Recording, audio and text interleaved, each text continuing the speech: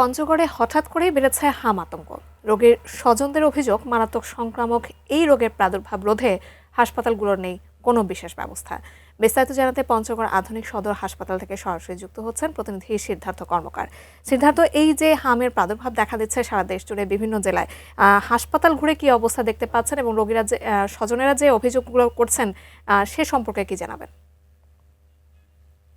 আসলে এই যে হাম এবং রুবেলা ভাইরাস এটি কিন্তু যদিও এখন পর্যন্ত পঞ্চগড় যে স্বাস্থ্য বিভাগ রয়েছে তাদের পক্ষ থেকে বিশেষ করে সিভিল সার্জন তিনি আমাকে যেমন জানিয়েছেন যে আসলে এখন পর্যন্ত কিন্তু শনাক্ত হয়নি, তবুও প্রতিদিন আমরা যেমনটি জানতে পারছি বিভিন্ন হাসপাতাল থেকে যেটি জানতে পারছি যে আসলে বিভিন্ন লক্ষণ যেমন জ্বর, কাশি এবং ফুসফুসি সহ বিভিন্ন লক্ষণ নিয়ে কিন্তু শিশুরা তারা কিন্তু এই উপজেলা পর্যায়ে এবং জেলা পর্যায়ে যে হাসপাতালগুলি সব তারা কিন্তু প্রতিদিন এখানে চিকিৎসা নিতে আসছেন।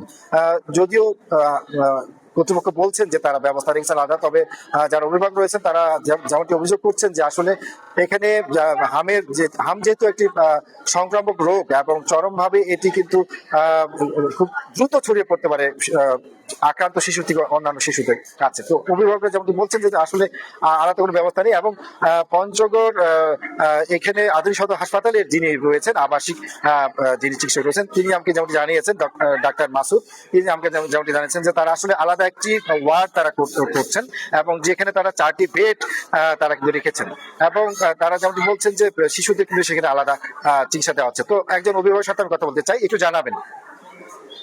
জি হ্যাঁ, আমার বাচ্চারও শরীরে কিছু গোটা গোটা বের হয়েছে, তো আমি ভাবছিলাম যে হাম কিনা, যদিও হামের টিকা দিছি, এই জন্যই দ্রুত চলে আসছি চিকিৎসা নেওয়ার জন্য।